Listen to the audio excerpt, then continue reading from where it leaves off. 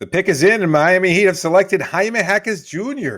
during Thursday night's NBA draft, a player that seems like a perfect fit with Heat culture. We break down the pros, cons, and ramifications of the selection on today's edition of Locked On Heat. You are Locked On Heat, your daily Miami Heat podcast. Part of the Locked On Podcast Network, your team every day.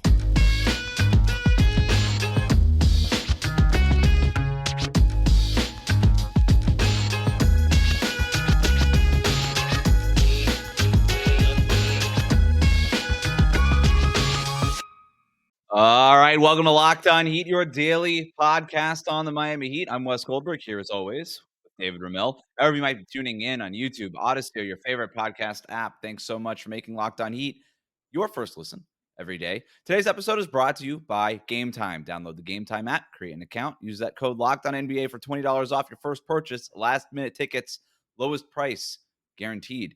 So the Heat take Jaime Jaquez Jr. out of UCLA. Elevator pitch scouting report. Here it is. 4-year player out of UCLA, 22 years old, 6'7" with a 6'10" wingspan, plays hard, good rebounder, good defender, grew up in Southern California, idolizing Kobe Bryant, and it shows in his footwork, which is super advanced already. He could defend multiple positions, loves to jump passing lanes, grab defensive rebounds, and run in transition, which he often will finish with a dunk. Great hair. All in all, this guy screams Heat culture. Beyond the Damian Lillard stuff, and I know that the Heat really like this guy. We'll talk about if he's even going to be on the team next season and some of their other offseason questions in a minute. But assuming that Jaime Jaquez Jr. is on the Heat, what do you think of this pick and his fit? It's a good pick, a safe pick, and also one that makes a lot of sense. You don't have a lot of time to waste. You're not going to invest a certain amount of time. I thought it could have gone either way, and I know that's pretty vague, and you could say that with almost any aspect in life. But given what they did last year with Nikola Jovic, to make sure I say it correctly, they were willing to punt a year on what was an obvious project, a player who's still very much in development and didn't play very much this whole season.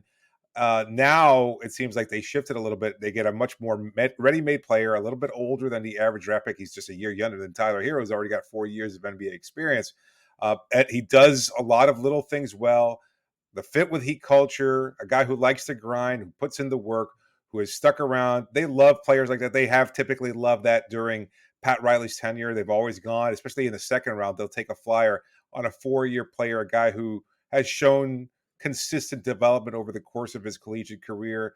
I think, again, he's a good player. Maybe not the highest reward, maybe not the highest ceiling of any player there, but that doesn't matter to Miami. It doesn't matter to that front office and the coaching staff because they know they can take a player with a high IQ who does all the little things, is willing to sacrifice his points and his numbers for the betterment of the team. What matters most in Miami is winning. It matters the most to Jaime, and I think that shows. They'll be developing him. They'll continue to add to muscle to his frame, have him in the best shape of his life, and be a very productive player.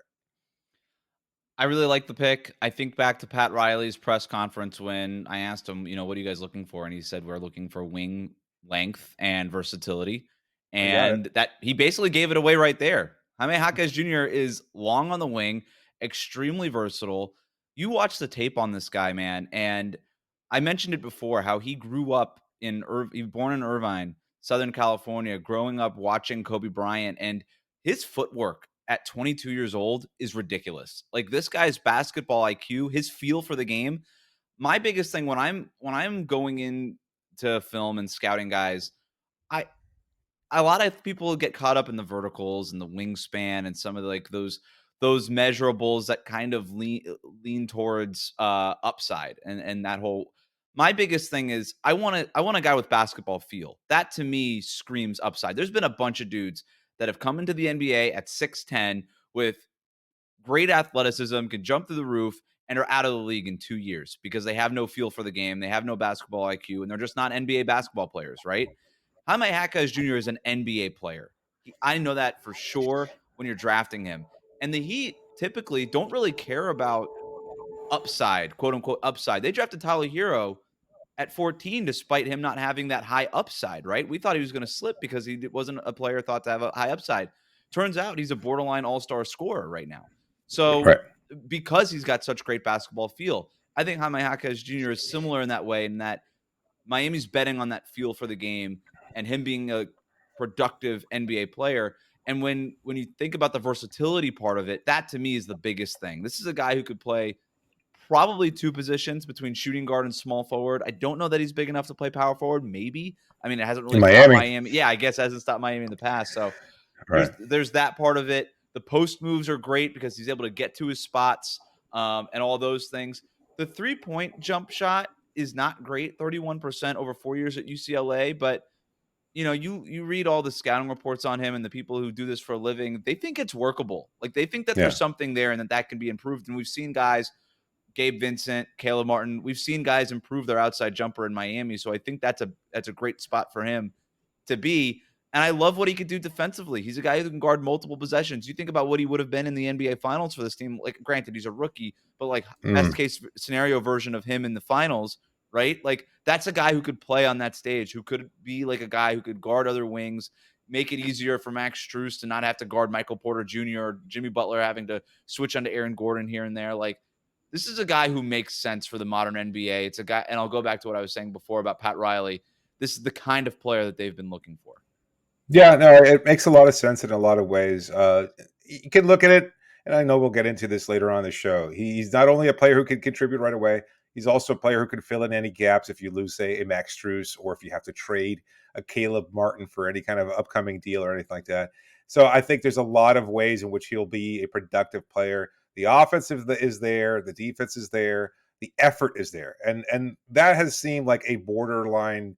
That's a necessity for any Heat player. Like, you're going to take a player, if he's got the guts, if he's got the interest, the willingness to put in the work, and he has something to build off of as far as his skills is concerned, then that's a player that Miami feels they can mold and raise their game up another level. So yeah, Jay Billis is plugged in as anybody with these college kids, right? First words out of his mouth when they asked him on the ESPN broadcast, like, what do you think about this guy? Hardworking, works really hard, super hardworking, hustle guy, works really hard. Like, he was just. I hear a lot of good things about his work ethic. I don't know about you. But, said he was the hardest working guy as a freshman at UCLA, right? And I think when the Heat he love said that his stuff. favorite Heat player was Jimmy Butler. Yeah. Like, who says that? Like, I mean, Jimmy Butler getting really some love. Cason Wallace out of Kentucky was like, I model my game after Jimmy Butler. Jaquez here modeling his game, loving Jimmy Butler. Like, I love that. Yeah, the name a little bit difficult to pronounce, but I like Triple J. You had the Triple J at the Triple A would have been fantastic. We Missed lost that opportunity. opportunity. Yeah, sorry, Kasaya. We love you. It's I don't know. Like, I thought there were other players available. Again, we'll get this later on, but I thought they could have taken a chance at some other players. But you mentioned this, like, that in your conversation with Adam Spinella, that there were a lot of players, say 10 through 25, that were kind of all up and down everybody's board, and they could have fit in anyone. I mean, some players slipped, other players got taken a little bit ahead of where they might have thought. And Jaquez, a guy whose stock has been rising throughout the whole combine and pre-draft process, in addition to everything he did at UCLA and showing, the intangibles. That means so much for an NBA player to want to be there. It's a reason why a guy probably with more talent, if you want to use that term, and Cam Whitmore slipped as much as he did, because there were a lot of questions about his drive. A lot of weak pre-draft workouts, things of that sort. There was and an injury concern. Issues, yeah, there was a lot of too much baggage if you're investing in a draft pick, and we're seeing more and more how important these draft picks are. And I think it's changing the mentality. Whereas a couple of seasons ago, I think you would have seen a lot more risk taking in that draft.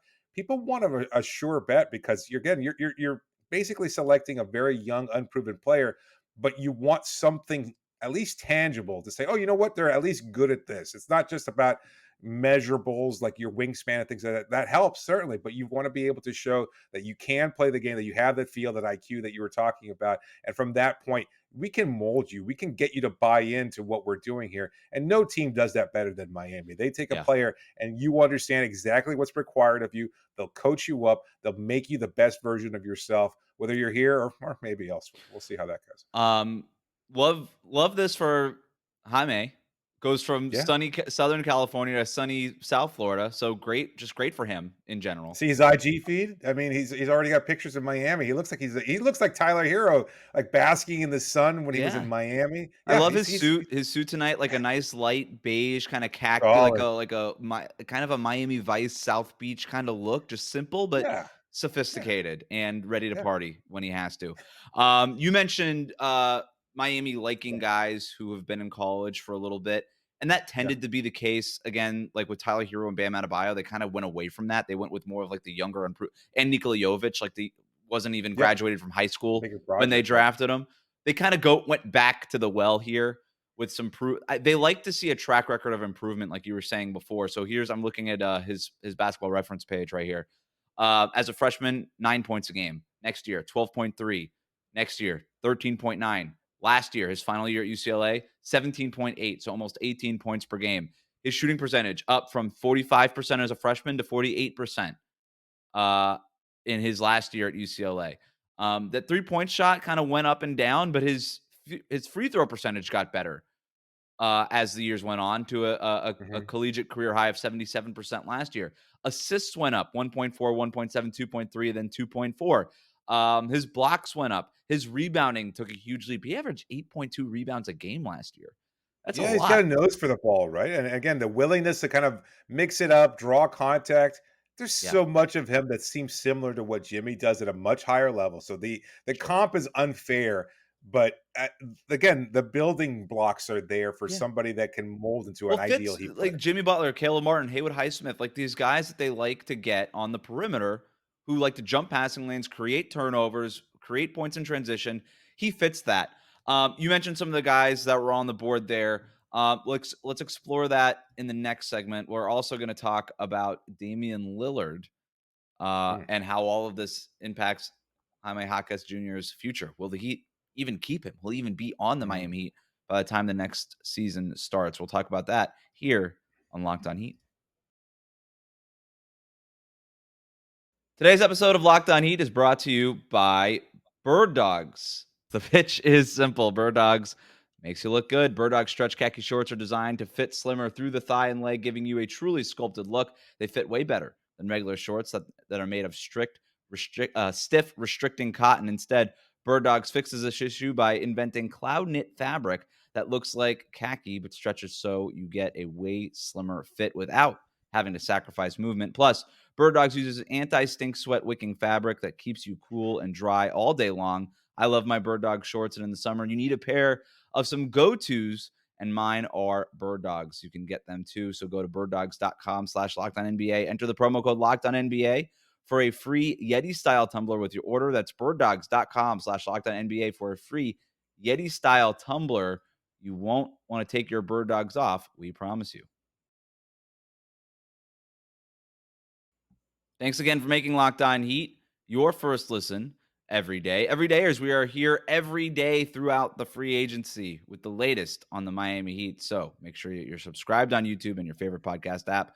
All right, we'll talk about the Damian Lillard part here, but you just mentioned something about other guys on the board. Cam Whitmore goes 2 picks later to the Rockets at number 20. The guy out of Villanova, thought of as a top 10 pick, drops all the way down to 20. With all the things you said, I just didn't think he was a Heat kind of guy. Maybe you Mhm. take him thinking that he has the most value in a potential trade for somebody like Portland, but Yeah, obviously Portland had the number 3 pick. They were never going to take Cam Whitmore, but they also passed on Cam Whitmore, right? So I'm glad they didn't do it this way. I'm glad they just took the guy that they liked. Other guys on the board that we were talking about and knew that the Heat had some interest in. Brandon Podziemski out of Santa Clara. Olivier Maxence yeah. Prosper goes to 20. Yep. Podziemski goes 19, the very next pick to the Warriors. Olivier Maxence Prosper out of Marquette. He goes 24 to the Sacramento Kings. Chris Murray, Keegan Murray's brother out of Iowa, he goes 23 to Portland. All guys that had ties to potentially the Miami Heat. But I'm glad they went with Jaquez. I don't come away from this draft thinking like that was weird, and not necessarily like I thought the Bam Adebayo pick was weird at the time, right? We did a podcast on it. Sure. It worked out, Yeah. obviously. So weird doesn't mean bad, but this was like Nope. I come away with this from this draft thinking, yeah, you know what, this pick makes a lot of sense for Miami. So if you have any other thoughts on that, let's do it. If not, we can move on to Damian Lillard. No, I think it says a lot. Kind of again, re-emphasizing what I was saying before. Like they wanted a pretty surefire pick, not messing around with any long-term prospect or anything like that. And I think it says a lot about Miami's approach to the draft, and what he said, what Pat Riley said during his end of season presser a couple of days ago, and just the understanding, like we're a contending Yep. team right now. We want valuable young players who we can continue to grow and develop, but we also want somebody who we can play and we feel comfortable being out there. Somebody like a Christian Brown who made an impact for Denver in the NBA Finals as a rookie, right? Like Right. Jaquez kind of fits is that same sort of position. If there's anybody kind of in this range that could do that kind of thing and have that sort of impact, it would be Jaquez. So I'm with you. I think you went with the safest guy, but also I think the guy that makes the most sense for your team at the same time. All right. So earlier in the night, the Trailblazers took Scoot Henderson at number 3 as expected. Still no word on Damian Lillard, but we can assume that Lillard saw this coming like everybody else saw this coming. What do you think Yeah. happens now, David? Well, I don't know, and I'd be lying if I said I did, but my feeling is that Lillard is not going to be happy with this draft. Like he has said a number of times, as much as he said he wants to win in Portland, he wants to build a title contender there. It seems unrealistic given that Portland made their selections, that they've made what effort they could to try and trade for Pascal Siakam. We heard Toronto was not interested in doing that, that Siakam wouldn't re-sign with whatever team traded with him because he wants to stay in Toronto. So that basically takes him off not just Portland's board, but Miami's whiteboard of, Yeah. of potential He trade can't if he options. gets So traded, by the way, he can't get that supermax. That's why he wants to stay in Toronto. Yeah. well, so if he wants his paycheck, that's totally fine too. He's done it. I mean, as an individual, I don't begrudge any player wanting the bag, No, for but sure. certainly one who's already accomplished a And I'm title glad and that gone Portland through. didn't trade the number 3 pick for Pascal Siakam or somebody like that. I think Pascal Siakam's an awesome player, but Scoot Henderson just makes so much sense. This is a guy that would be the top pick in most any other NBA draft, and you have a chance to get him at number 3 here. I Could have been the number one pick last year too. Yeah, And, like and, this, it just makes sense for Portland to do it this way instead of and selling as low on a guy like Pascal right. or even like OG Anunoby or Mikal Bridges. I don't know if any of those guys were actually like gettable for them, but Scoot Henderson is such a better value than those guys too. Like you had to take him here. But in terms of what Portland is looking to do, I mean, those players are not going to be able to be instant winners. Like the rest of that Yes. roster in Portland, for one, they have some overlap at guard, wing players. That's livable. You can certainly take that, and that's fine. But at the same time, you can't maximize what Lillard brings, Right. what other players, Anthony Simons, et cetera, Yeah. what Scoot Henderson brings to the Yeah. Yeah. table. You can't. So I would say that they're not going to win right away. They could be a fringe play-in tournament type team if everything breaks right, just because Dame Lillard is that good and the rest of the roster is talented enough. And if Chauncey Billups can maximize that roster, they can get to be ninth, 10th, maybe 8th seed in the Western Conference if things Exactly. break And right. that's not going to be good enough for Damian Lillard. That's their ceiling, and that's the bottom line is that it's not good enough for him because he's played that Yeah. game a number of years, and he's tired of playing it. He wants to be on a contender, and so right now, look, I'm even scouting my phone even as we're recording this. I mean, Shams Charania of The Athletic tweeting out that there's some reporting on Dame Lillard and his decision process. I don't think anything official yet, but I think we're all kind of reading the tea leaves at the same time that Lillard's probably not going to be happy with this. And so I wouldn't be surprised to see over the next couple of days Yeah. some official notification of a trade request being put in, and probably from Chris Haynes, if anybody else. Yeah, so put those Twitter alerts on now, people. But yeah, so this is what Shams is saying. Now between tonight and the start of free agency and into free agency is when Damian Lillard is expected to make that decision. Like I said, Damian Lillard saw this coming because it's the right thing for the front office to do, is to take Scoot Henderson. You take a guy with this kind of talent, and then you figure out the rest later. And if it means that you have to break up with Damian Lillard, then that's what it means. And that means the youth movement is on. Damian Lillard has said multiple times that he does not want to be part of a youth movement. Okay. Yeah. Like this seems now to be the right time for a split to occur. My thing is like, now it's real, right? Now it's done. All that talk that Portland had about, hey, maybe we'll get Paul George for the number 3 pick or Bam Adebayo for the number 3 pick. No, it didn't happen. They used the number 3 pick the way that they should have on Scoot. Now it's done. Now it's real. And now you get to move on to that next phase because the front office of Damian Lillard were never having that conversation before the pick was made, obviously. But now the pick has been made, and now they can move on to having that tough conversation. And I expect that conversation is going to be something like, hey, Damian, how do you feel about us picking Scoot Henderson?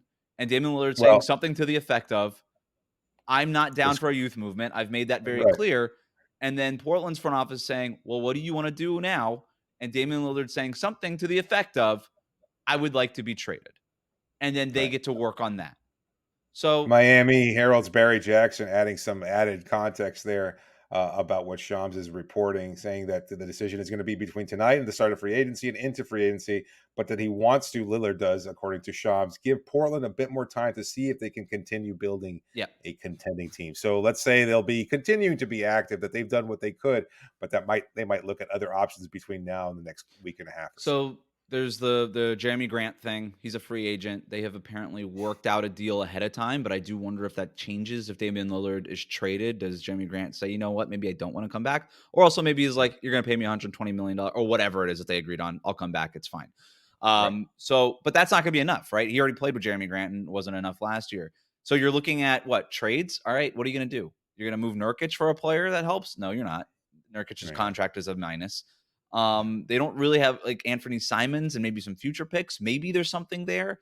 Like, Not I good understand enough. it. It's been such a long marriage. It's not going to just end right away, right? Like these kind of divorces are long and messy, and it could get that way. So I I'd never expected it to just be like tonight. Like I didn't think Damian Lillard was going to get traded tonight. I don't think Watching the anybody really draft, did. yeah. Yeah. As soon as the pick is in, as soon as he sees the tweet from Shams or Woods, he's like, you know what? You be on the phone with Blazers for an It's going to be office, more and then reporting over the next couple of days of Portland has registered interest with this team for this superstar player, and it's just not going. It's going to be a lot more of that kind of stuff for a couple more days probably, and then like you said, that tweet's going to come in the next few days, and it's going to say something like Damian Lillard has requested a trade from the Portland Trail Blazers, and his preferred destination is the Miami Heat, and that's the tweet that I expect to come down our feed at some point within the next few days, and at that point, then the Heat get to try to make that happen, and then all the questions about how much leverage does Lillard have yeah. comes into play, and what it is that they might be looking for. So, It has to be. It has to build somewhat organically too, right? Like, I mean, like Dame, I don't think he wants to, as you meant to use the term that you did. I don't think he wants to request a divorce from the Portland Trailblazers. He's happy there. He loves the people, the front office. He yeah, loves the team.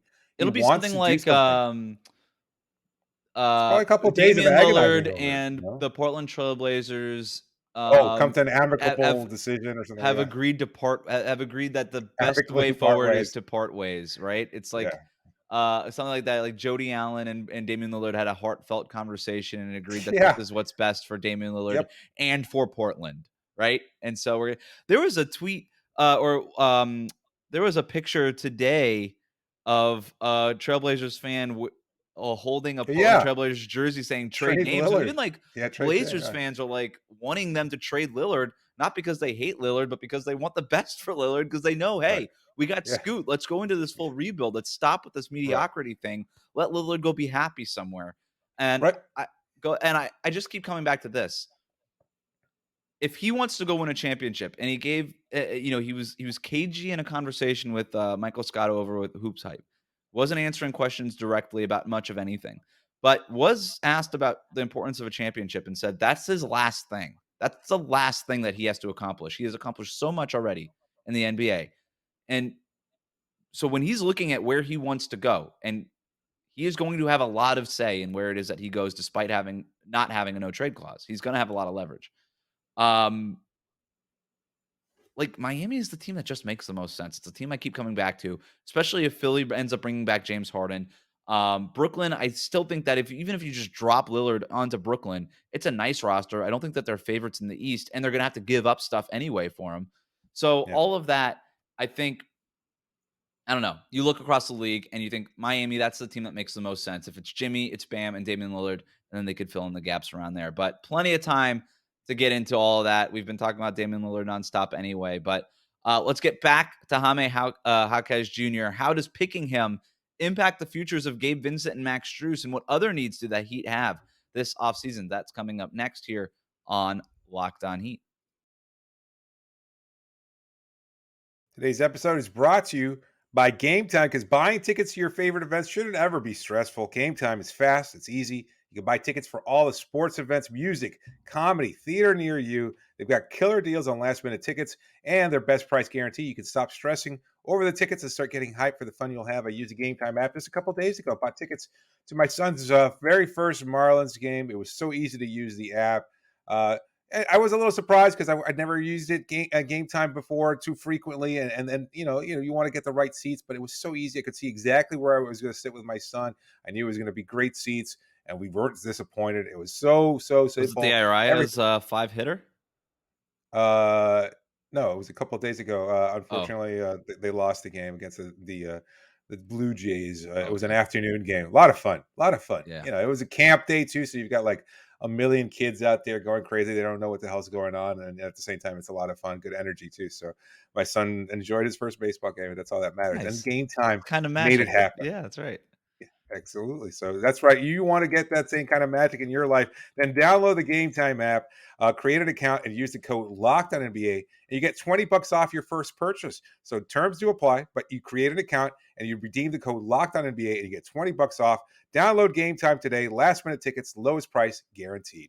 Today's episode is also brought to you by PrizePicks. Do you like playing daily fantasy sports? Do you like making money and getting that money fast and easy? Well, then this is the one for you. PrizePicks does all that. You just pick 2 to 6 players, and if they score more or less than those PrizePicks projections, you can win up to 25 times your money. It's no competing against other people. It's just you versus the numbers. And PrizePicks offers projections on any sport you can watch: the NBA, NFL, Major League Baseball, men's and women's college sports, Euro basketball, and so many more. You'll find it all at PrizePicks. Entries can be made in 60 seconds, and you get safe and fast withdrawals. So download the PrizePicks app or go to prizepicks.com to sign up today and play daily fantasy sports. First-time users get a 100% instant deposit match of up to $100, but only if you use that promo code Locked On.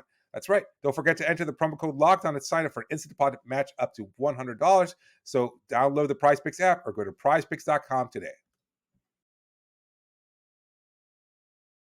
Thanks for making Locked On Heat your first listen every day. Everydayers, we're here every day throughout free agency with the latest on the Heat, so make sure you're subscribed on YouTube and on your favorite podcast app. So we wondered if the Heat would take somebody at 18 that could be insurance in the case they lose Gabe Vincent or Max Strus. That does not appear to be the case with this pick, David. Not directly, at least. If they would have went out and drafted a guard, if somebody like Jet Howard, right, was on the board, and they would have, and they took him, and he went off the board before they picked Orlando at 11. Right. Yeah, maybe you think then, yeah, maybe Max Strus isn't coming back, or maybe they have some other deal lined up for Duncan Robinson or something like this. But by taking Jaquez here, I don't think that directly means anything for Gabe or Max. It doesn't mean that they're coming back either. I just don't think it Nope. means that. I don't think he is an insurance policy for in case they leave.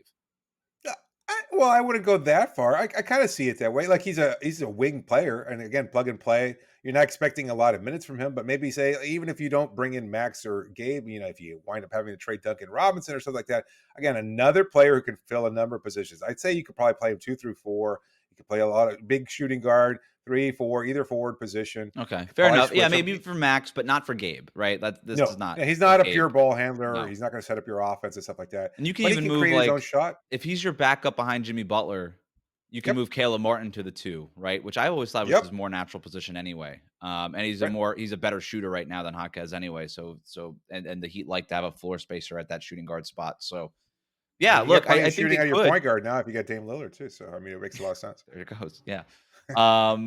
Yeah, so I don't think that this really impacts them in terms of Max Strus and Gabe Vincent. Going further, though, in terms of Miami's offseason needs, what else? What else are you looking for other than Damian Lillard, right? Other than like the superstar. You get a guy like Jaquez Jr., long, rangy wing. We think that he could probably contribute a bit right away on the We should perimeter. add too. Sorry, I hate to cut you Sure. off there, but we should say, like, if you wind up having to trade the draft rights to Jaime Jaquez to Portland in exchange for Dame Lillard, it's not a bad pickup for the Blazers either. Again, another wing player, experienced, Yeah. a more calm voice in a rebuilding process. He's That's what gonna kind of makes me feel like they didn't pick him with Portland in mind because he's 22 years old, right? I think he's a good player, but if you're Portland and you're going full rebuild, like why the 22-year-old? Like why the 4-year player? It doesn't. because you got a lot of other 19-year-olds that are already going to be. You got Scoot, you got Yeah, and by the guys on time that they're any roster that- good, like by the time I don't know, I just but he adds a little bit more like direct again, he's got the intangibles, like that he's going to a team that's already ready made and able to incorporate whatever talent he brings into the table and can maximize those intangible qualities is great for him. But it's not to say that if you put him in a losing situation, which or rebuilding, whatever term you want to use, like Portland, I think he'll still keep the same mindset. We've seen that throughout NBA history is that players go in there and be like, you know what? I don't care if we win 15 games. I'm going to bring it every night. I'm going to bring maximum effort. And that means a lot. You need a stabilizing, or else you get the Houston situation, which is something you don't necessarily want. I mean, I guess, but I don't know. I still just think like teams that are rebuilding don't really want 22-year-olds. Maybe you're right, maybe you're wrong. I don't know. Maybe they love Jaquez. We'll see. We'll see. I have no idea. He was mocked to Portland, I think on ESPN's mock draft before they updated it. As sort of same thing, like, hey, you draft Scoot, the young guy out of the G League at number 3, maybe a little bit more of a seasoned kind of player later in the Right. draft when they picked to 20. So look, I'm not against it, but I also don't think that Miami took Jaquez thinking like, yeah, Portland would love this guy. I think Right. I think they're very happy with having him. That said, what other things do the Heat need to do you think this offseason? What other needs do they have still to fill?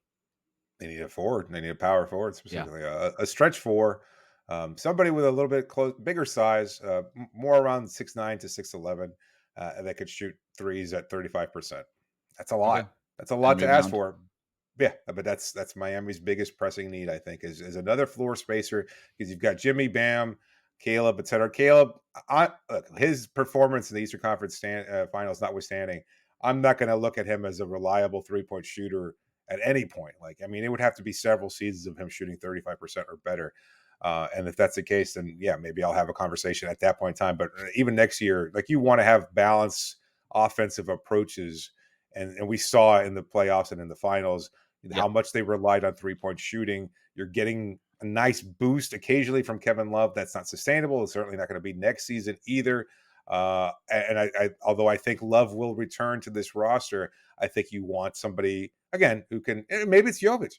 I don't know. That's a weird mix there, but it could be Jovic. I mean, he just doesn't have the shooting chops just yet. I don't know if he can maybe They surprise all of drafted us next season. they drafted Jovic because they viewed him as a long-term partner with Bam Adebayo. Now, is that going to happen as soon as next year? I don't know. I Yeah, do expect him to that's a play lot, more minutes because right? he's hopefully going to be healthy and these back issues will be behind him. But look, you're just more length, more versatility, just more. You need more of it. Like you can't get enough of that in today's NBA. So more of that, and then more legitimate, bona fide, proven, respected outside shot making. They need that. Like We legit haven't floor we haven't really spacing. talked about the improvements. Well, I mean, Washington doing what Washington's doing, but Boston's trade of Marcus Smart to Memphis and acquiring Kristaps Porzingis. Do you see them as a much more dangerous threat Yes. to Miami? Yeah. Okay. I mean, I loved Porzingis from Miami. There was Yeah. just really no way to make that trade happen. Like if he opted out, the Heat were not going to be able to get him as a free agent. Certainly not as a sign and trade because they're too over the cap and beyond the hard cap. That would be triggered in a sign and trade. And they didn't have a deal like that lined up, like Boston and Memphis had in that 3-way trade. So I think Porzingis is a great fit for Boston. I love that trade for the Celtics. I think it just makes a ton of sense for them. And I think the Heat need to be looking at something similar to that, where they trade maybe some of these redundancies, whether it's like a Kyle Lowry or Duncan Robinson or something like that, and kind of rebalance the roster and go find an answer at power forward. So we'll see. There was some conversations, some rumors about Atlanta shopping some guys, whether it's John Collins or even DeAndre Hunter, who could play the Mhm. 4 for you. Um, I think those kinds of players make a lot of sense for Miami. And there's other guys that have been sort of rumored to be out there too. Bojan Bogdanovic is a name that always pops up as well. So Yeah. there's guys potentially out there, and plenty of time left for the Miami Heat to address those Is needs and make some of those deals. So is Collins like the highest on your dream whiteboard, your big I'm board? kind of Right. between Collins and DeAndre Hunter now. I didn't think Hunter would be available, but they Mhm. seem to have a little bit of buyer's remorse on that contract extension that they gave him, and they tend to they really like that other guy that they drafted last year. Right. I'm blanking on the name, but he plays the same spot. It seems like Not they a want Congo, right? not a Kongwu, no. Last year's whatever, doesn't matter. Um, Griffin? yeah, AJ Griffin. They got AJ Griffin. They traded for Sadiq Bey. Like they've got a lot of wings. Jalen. Yes. They really That's right. I forgot about that. they're high on Jalen Johnson. There's Yeah. guys that they like who are obviously cheaper.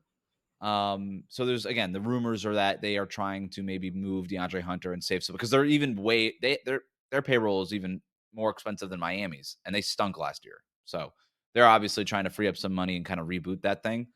Hunter Right. is a guy that makes a lot of sense. 6'9" 7'2" wingspan, kind of like an Mhm. Andrew Wiggins type as a power forward, like stronger than he looks. I think that could Yeah. make a lot of sense. Defensively, he's awesome. Yep. Certainly How better much than John better? Collins. How much better? Yeah. How much better would he be in Miami? And like that's the thing too. It's like as good as he might have been in Atlanta, he trusts that Miami's going to find a way to take these guys and make them better because I'm that's down just for what these they've buy done. low guys. Like, this is the pushback you always get when you bring up a John Collins or a DeAndre Hunter. Is like they were inconsistent in Atlanta and they stunk. Yeah, that's why they're available. You know what I mean? Yeah. Like this. I don't have a problem with it. Yeah, go if you could trade, Lowry's expiring or Duncan Robinson, or something like that for one of those guys. Mhm. That's worth the risk to me. And if it doesn't work out, yeah, you're on the hook for a bad salary. But if you're doing your You scouting move and you it. think you can get a guy, then maybe you Yeah. have the next Andrew Wiggins or Aaron Gordon on your hands, and it's a guy who can Yeah. maybe swing a champion, like literally swing a championship the way that Wiggins and Aaron Gordon have for their Yeah. respective teams. So, That's exactly right. That's exactly right. Yeah, it's a position. The thing is, if you do wind up trading Kyle Lowry, then you're going to have a pretty glaring lack at point guard unless you shore that up, obviously, with Dame Lillard. So or I you mean, bring back there's Gabe Vincent. Like, if you trade Lowry, then you can bring back. It kind of clears the space Gabe, to bring back Gabe, right? who was the starter But you last still year. need some depth, and Yeah. you'll find somebody else. I would. Well, they I'm already going to put out have. a They name already out there. like, if anything, I like their point guard depth with their development program. They got Jamari Bouye and Drew Smith, who they like at that guard spot. So you can always, and there's always Goran Dragic that's out there. Yeah, Goran Dragic. I've got another name in Charlotte too that I think makes a lot of sense, but I'll say that for another Charlotte, episode. Yeah. LaMelo Point Ball. guard, free agent point guard. No, free agent point guard. We signed a 1-year deal there, and we What's could the have name? signed one You don't have to here. do that. Dennis Smith Jr. Dennis Smith Jr. Oh, is he going to be a free agent? I like him. Yeah, yeah, he signed a 1-year deal. And if it doesn't work out in Miami, he can always play football for the Miami Dolphins. Haha. He was about to try out for football before the Hornets picked him I know. up last year. It's a I great know. story. He was training and know. everything. All right, that'll do it for tonight's NBA draft recap. Jaime Jaquez Jr., welcome to Miami. Thank you for making Locked On Heat your first listen every day. Thanks again for sticking with us after the season, all offseason long, throughout free agency. We are going to be with you every day. So hit that subscribe button on YouTube. Follow us on your favorite podcast app. And David, thanks for joining me. You got it, Wes.